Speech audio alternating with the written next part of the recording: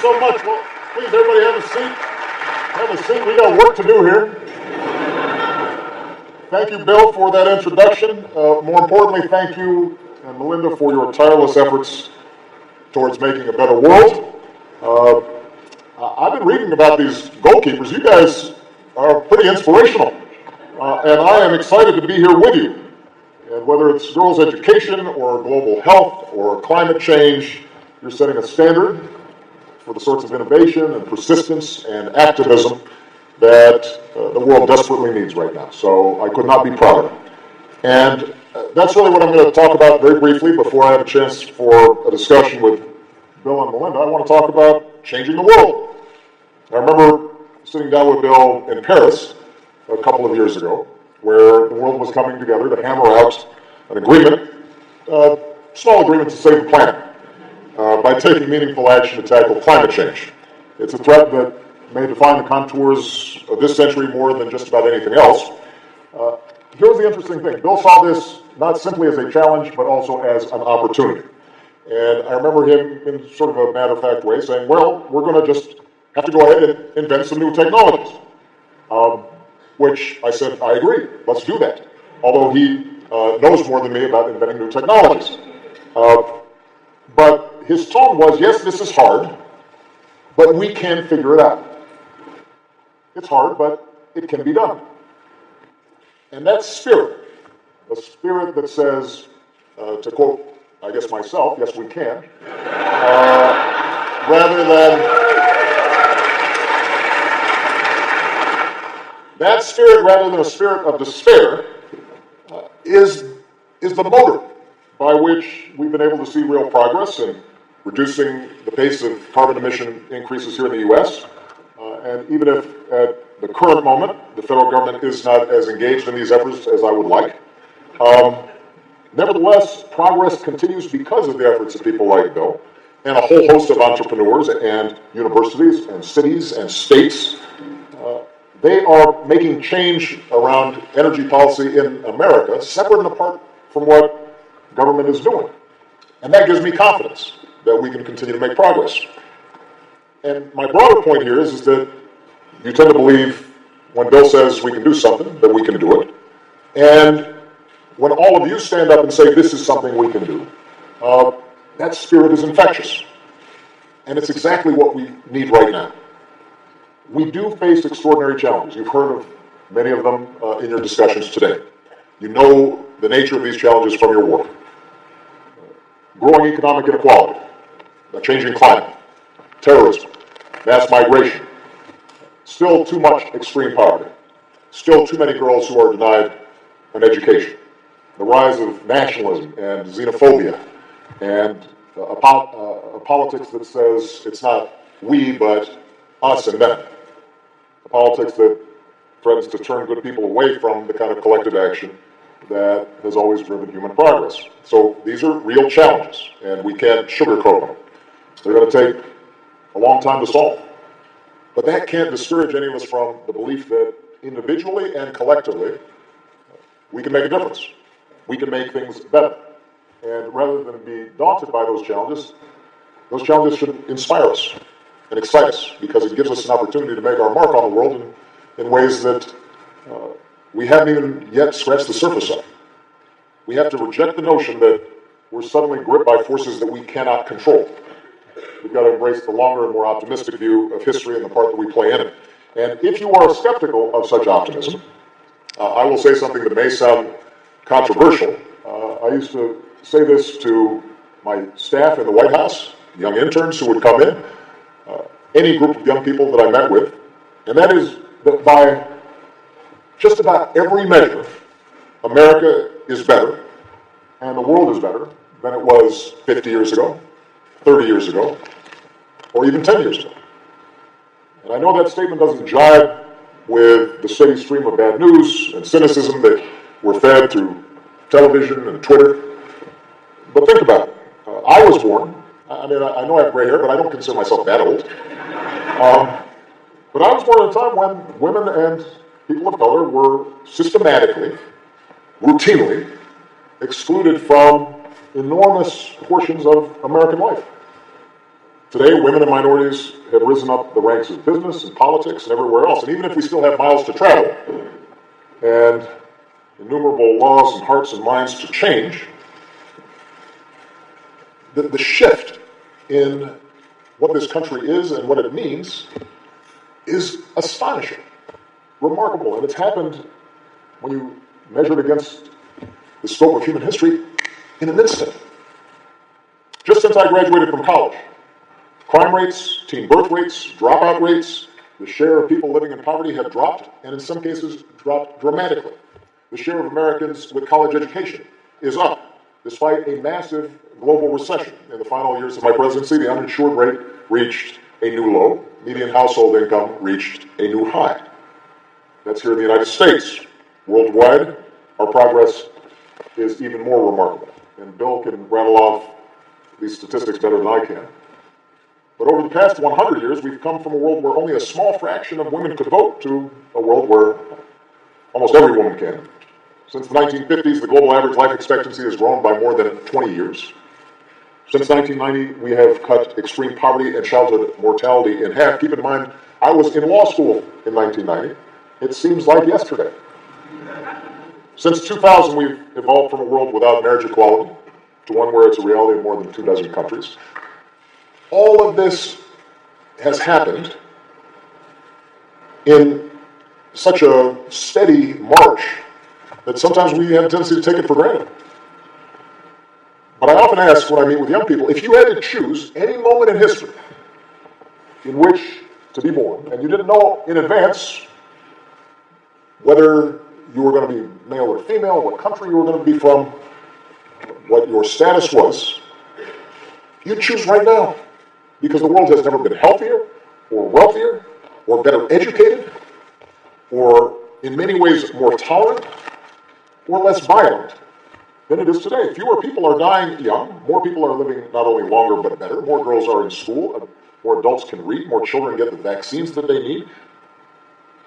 Despite the enormous conflicts that break our hearts around the world, it's demonstrable that fewer people are being killed in wars and conflicts than ever before. This would be the time you'd want to be, showing up on this planet. And these trends are real. They do not make us complacent, but they should spur us to action because it shows, despite the naysayers and the cynicism, that in fact, change can happen. They're not the result of mysterious forces of chance. They happen because countless people, like you, toiling for many years, chose to make this progress. Some, like Bill and Melinda, have enormous wealth and influence. Others, like Justin Trudeau, who I know addressed you earlier, have formal political offices. But the majority of people who made these advances were citizens, doctors, nurses, entrepreneurs, clergy, moms, community leaders, activists, union leaders, who mobilized and organized and voted and innovated and pushed for change. And by the way, they knew at every step of the way that they would not get everything they wanted as fast as they wanted. They knew that progress required struggle and perseverance and discipline and faith. They knew that sometimes for every 2 steps forward, you'll take a step back. But they made things better. And this is something I always had to emphasize to my staff when I was president. Better is good. You laugh, but sometimes people forget that. I will take better every time. So that's what's needed today. The engagement of everyone who wants to see a better future for our children. And it can be frustrating. I'll take an example here in the United States over the past 8 years. Thousands upon thousands of Americans threw themselves into the collective effort of reforming our healthcare system. Those of you who live in countries that already have universal healthcare are trying to figure out what's the controversy here. I am too. These people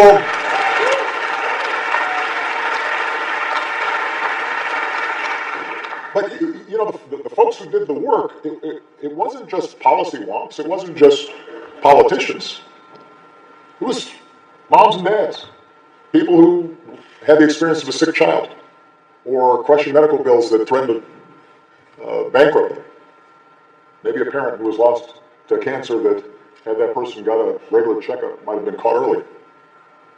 And those voices from every walk of life in every corner of the country, against all odds, made a difference. And for the first time, more than 90% of Americans know the security of health insurance.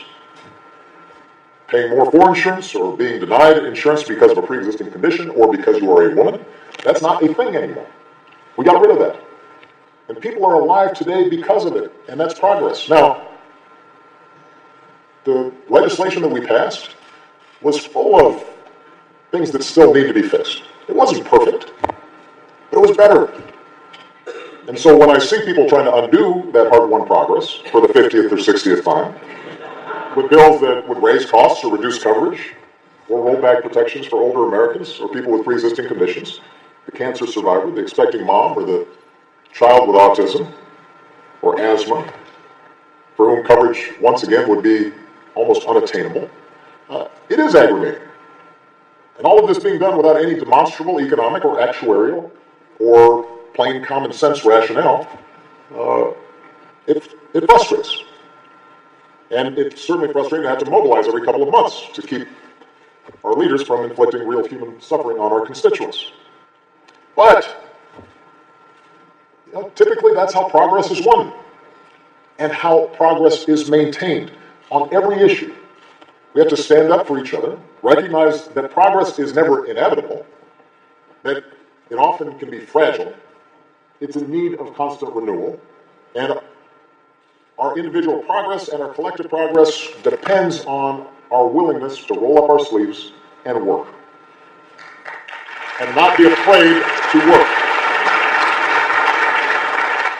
So, in conclusion, each of us can make a difference, and I know I'm preaching to the choir because otherwise you wouldn't be a goalkeeper.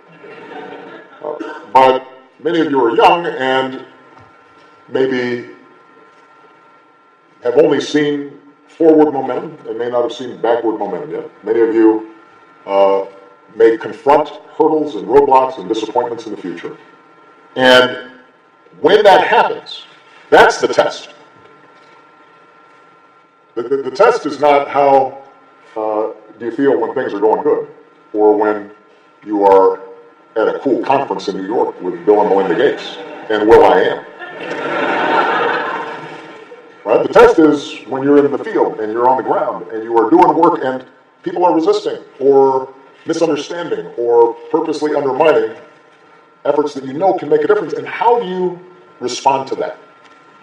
And what I'm suggesting here today is that your response has to be to reject cynicism and reject pessimism and push forward with a certain infectious and relentless optimism. Not blind optimism, not one that ignores the scale and scope of challenges, but that hard-earned optimism that's rooted in the stories of very real progress that have occurred throughout human history. And the recognition that our successes, even though sometimes they're small or incomplete, accumulate, they build, and they create a trajectory that's better and will mean some girl somewhere getting an education that otherwise she wouldn't have had. It'll mean some farmer being able to cultivate a crop to feed his family and, if enough of them do it, feed the nation. That's what you're fighting for at every moment. Because each new generation stands on the successes of the previous generation. It's like a relay race that we're running. Each generation reaches up, standing on that previous generation, and bends that arc of history in the direction of more freedom and more opportunity and more justice. That's why I spent so much time, when I was president, convening young leaders on every continent that I visited. That's why in my post-presidency, my emphasis is going to be on training the next generation of leaders to take their own crack at changing the world through the Obama Foundation, which will be based in Chicago, but will have projects and programs and digital networks all across the globe. And I'm hoping I get a chance to work with some of you because I have great faith in you. Just as I know Bill and Melinda have great faith in you. And I'm certain that if you keep pushing forward, then America and the world are going to be just fine. Thank you very much.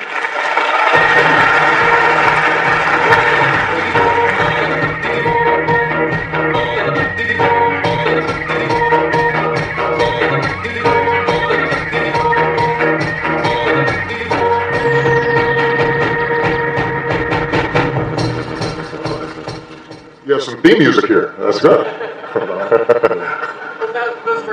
Those were incredibly inspiring remarks, I think, for all of us. And She's using one of the things that strikes me in the conversations we've had in this room today, as you know earlier, as you said, Prime Minister Justin Trudeau is here.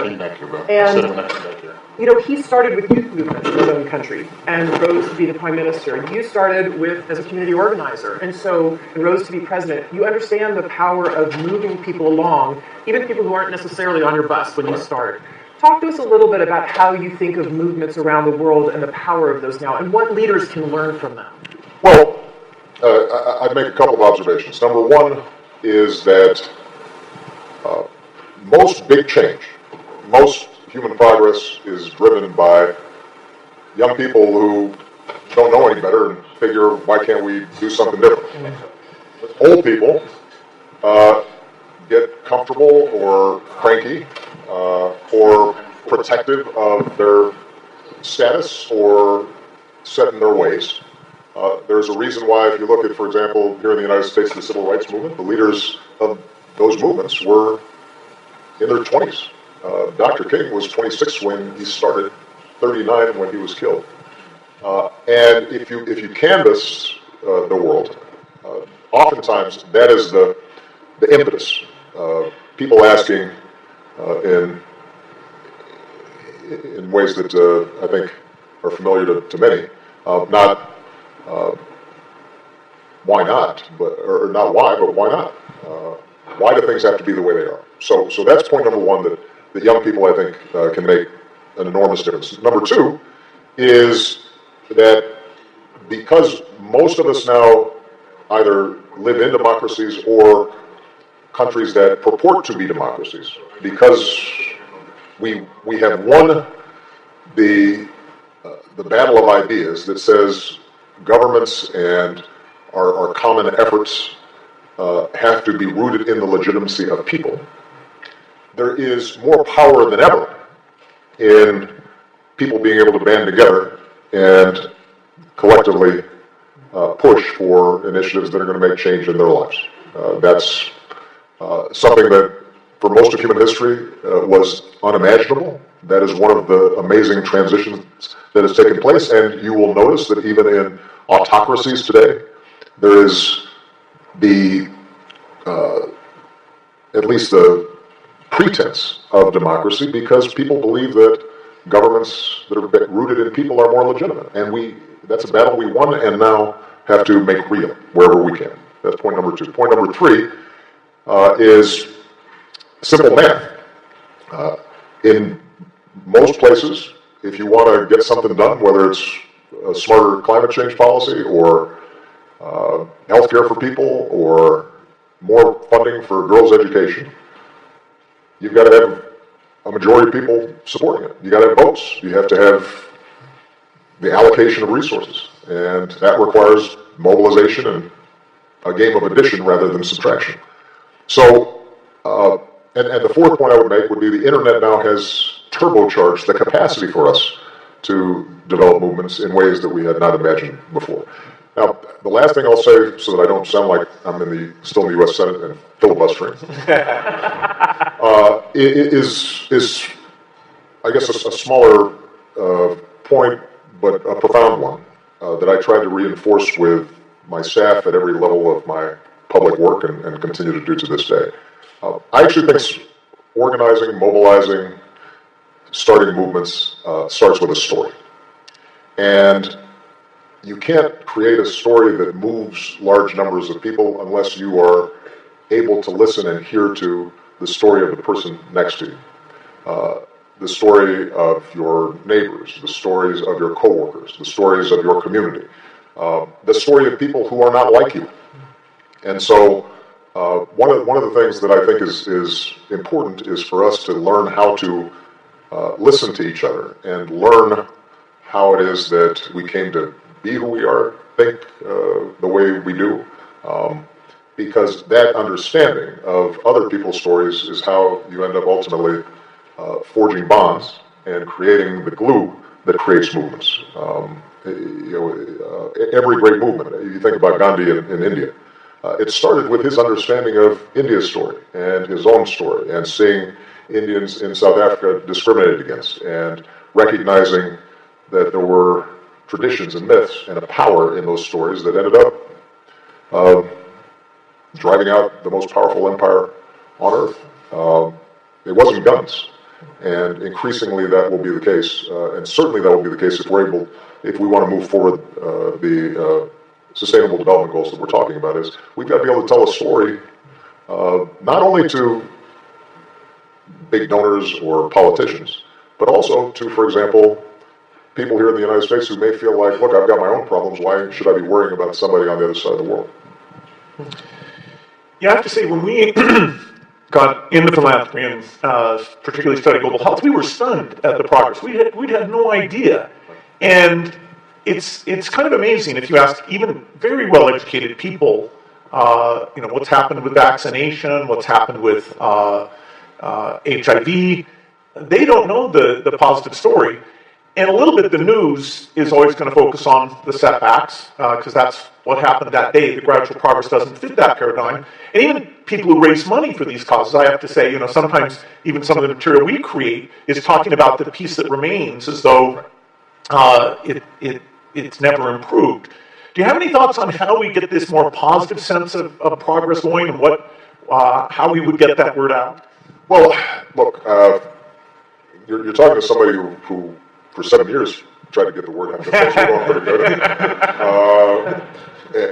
And nobody, at least about 40% of the country, didn't believe me until I was gone, and then suddenly they believed it. They said things are great. So with that caveat,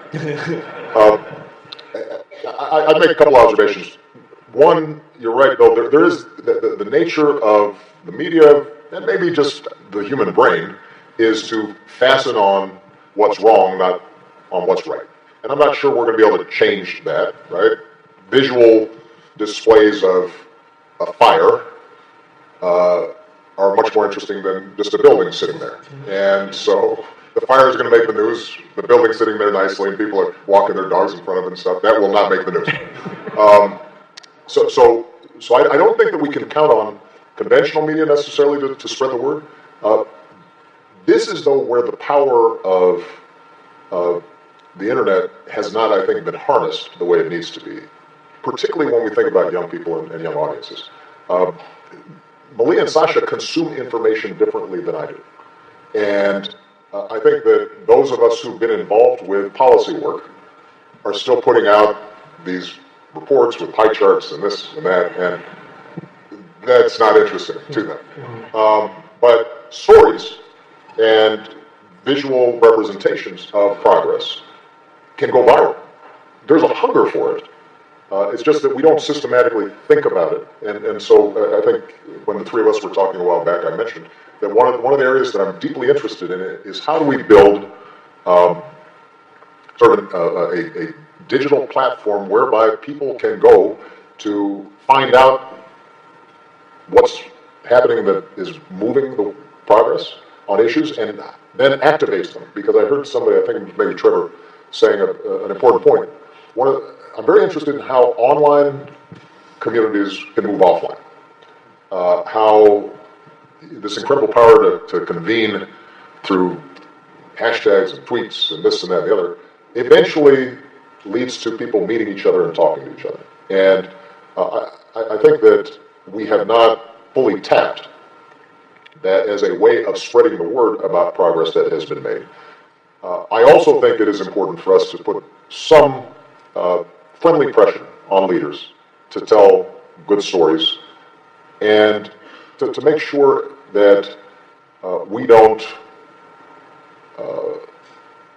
that we aren't so rigid in our partisanship or ideologies that we are not willing to acknowledge and share when somebody who might be of a different political persuasion has done something really good, even if it runs contrary to our short-term political interests. I mean, I always used to say,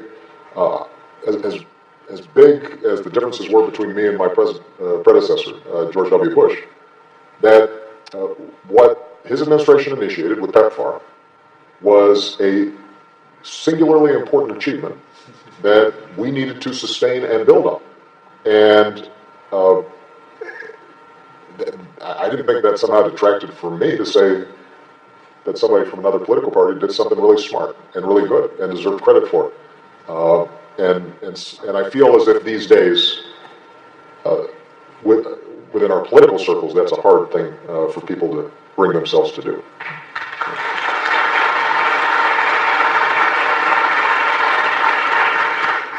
One of the things that Bill and I had the great privilege of doing when you were in the White House late in your presidency was spending a little bit of casual time on a Saturday night. And your daughters were in and out of your home, Malia and Sasha. And you've been to our house earlier this summer and saw Rory and Phoebe, two of our three, in and out of our house. Our daughter Jen is here in the front row. Tell me about... Jen's like, thanks, Mom. Yeah, sorry. You weren't home that night. But she's about the age of... That's our job, to embarrass you. That's Exactly. what we do. I just did it. Job done right there. But, you know, Jen's about the age of your girls, a little bit older, but how have you and Michelle thought about talking to your children about being leaders in the world and taking up this mantle of what needs to be done in the world? Well, what we've tried to communicate their entire lives is that each of us has responsibilities.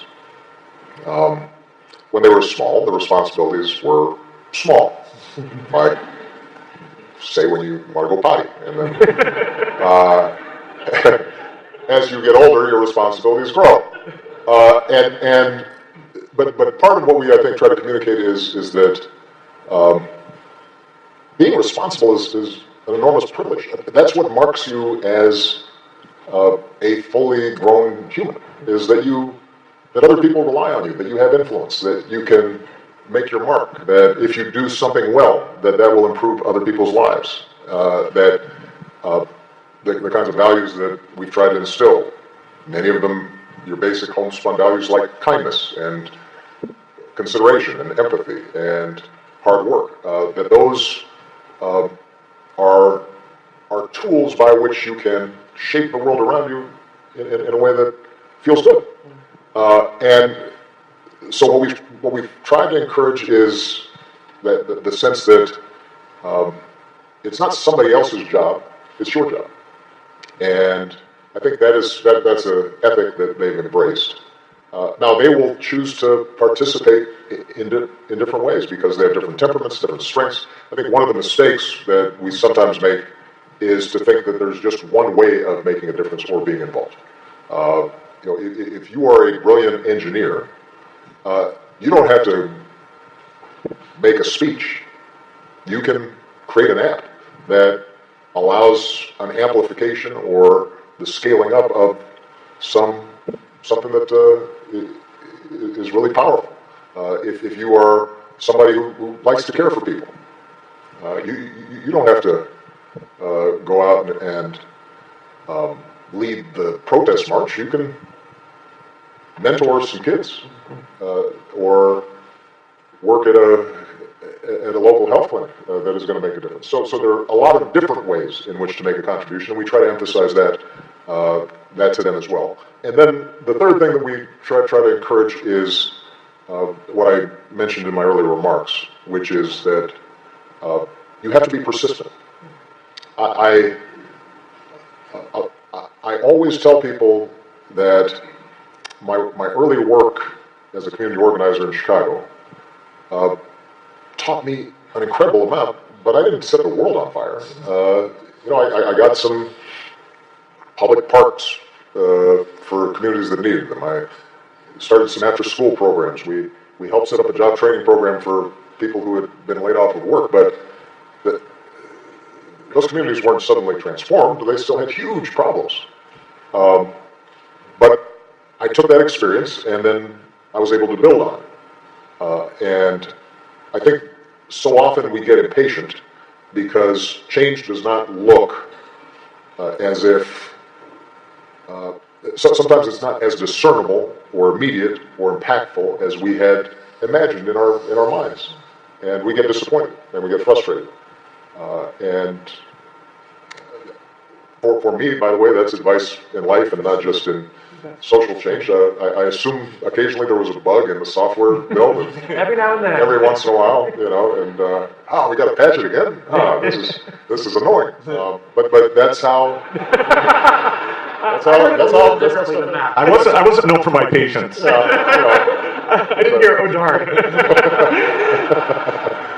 Bill, did you have one last question? Yeah. So this week, part of the reason we're all in New York is the United Nations is meeting, and some of these global institutions that were created right after World War II, World Bank, World Health Organization, UNICEF, they've been key partners for many of these causes, and yet there's definitely a cynicism about their bureaucracy, their efficiency, and their ability to change. In fact, with very few exceptions like Global Fund and Gavi, we haven't had any new ones. So over the next 10 or 20 years, do you think these global institutions, in terms of reform or creating new ones, for pandemics and climate change, can they step up to play the role we need them to play? Well, let me first of all say that the biggest problems we confront, no one nation is going to be able to solve on its own. Not even a nation as powerful as the United States of America. There are times during my presidency where I was attacked for not claiming that we could go on our own, as if that was an expression of weakness. No, I believe that the United States is, in fact, an indispensable nation, and that many of the initiatives and much of the progress that we've made could not have been done unless we underwrote those efforts. And I'll use as an example our handling of Ebola, which, in retrospect, I think a lot of historians would argue was one of the, if not the most effective emergency public health intervention in history. We had to create the architecture and the infrastructure and send our military in to create runways where the Chinese could then land planes to deliver goods. And we had to provide guarantees to the Europeans so that if they sent health workers, they could feel some assurance that they could be medevaced out if they got infected. So I take great pride in what the United States can do, but if we're talking about climate change or global migration spurred on by drought or famine or ethnic conflicts, we're not going to be able to solve those things by ourselves. And as you indicated, Bill, if we get an airborne pandemic, unlike a slow disease that's difficult to transmit like Ebola, if we hadn't built ahead of time some structures to deal with this, millions of people could be adversely impacted. So number one, you have to start with the premise and believe that multilateral institutions and efforts are important. And you don't have to cede all your sovereignty, or it doesn't make you less patriotic to believe that. You just have to have some sense and read. So that's point number one. Point number two is that, in fact, there are problems with existing multilateral institutions. Not surprisingly, they were designed post-World War II for the most part, and they couldn't have anticipated everything that's happened. There is bureaucracy and inertia and resistance to reform. So it is important for every country, every leader, to be honest about the need for reform and not simply think narrowly about, well, I want to keep certain numbers of slots or votes or this or that. At least on many of the issues where there shouldn't be a big ideological controversy. Look, reforming the Security Council, that's something that goes to core geopolitical interests and is a huge, difficult, and perhaps unachievable goal anytime soon. On the other hand, making sure that the WHO works well and that we have a sufficient security trigger when a pandemic or something else happens, that is achievable. And it shouldn't be controversial. It's just a matter of digging in and getting the work done. When it comes to girls' education, there may be cultural resistance in some places to actually getting it done, but generally speaking, there aren't that many folks who will explicitly say, I'm sorry, we don't want to educate our girls and women. As a practical matter, you may see that in certain countries.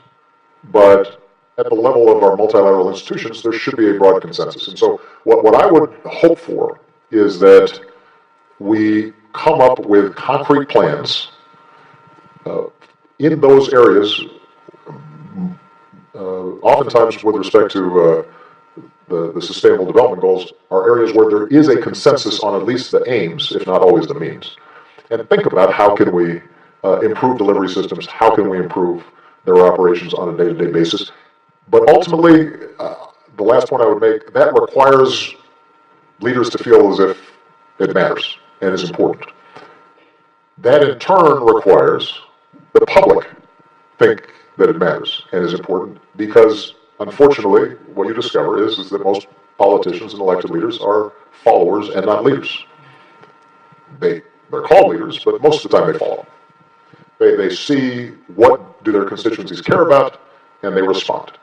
And one of the biggest challenges that we've had is that, and I speak most intimately about the United States, the general public responds with enormous generosity when they see a specific story of a child who's hungry, or somebody who's been stricken by a flood. But when it comes to just a general knowledge or interest in development funding, not only do they not know much, but they oftentimes have a negative reaction, because their view is, we've got a lot of needs here at home, why are we sending money overseas? Sadly, it is one of the only areas where Democrats and Republicans agree in the United States is on foreign aid.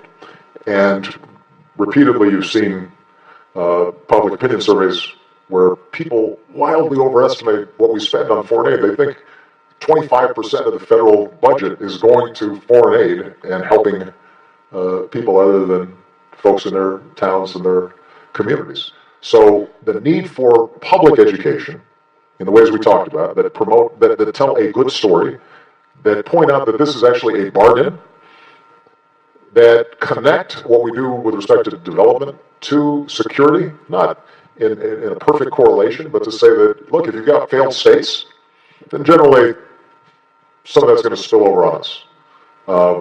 If you have economies that are failing, ironically, if you are concerned about immigration and mass migration, it's really a good investment to make countries work so that people can eat, because then it's not like they're dying to get on a dinghy and float across an ocean if the country where they were born and they loved was functioning. So thinking about ways in which we describe this both as an economic imperative, an environmental imperative, a security imperative, the more we can influence public opinion, the more you'll see politicians respond. That doesn't mean that there is not an enormous role to play for NGOs, philanthropy, and so forth. But, and I've said this to both Bill and Melinda,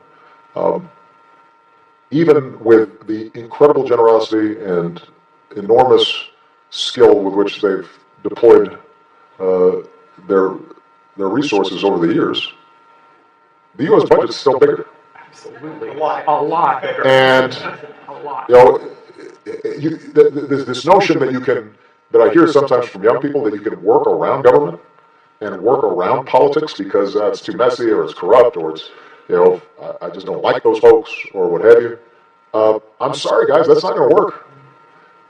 If you want to get done what you're talking about, you will have to combine effective philanthropy and technical know-how and smart policy engineering with getting your hands dirty, trying to change public opinion and trying to ensure that the people who are in charge of the levers of power are responsive. And that will require work, and I guarantee you will be disappointed at points. But what a glorious thing it is to be responsible for saving the world. That's your responsibility. And honor. Thanks. Thank you so much. Thank you. You're amazing. Amazing.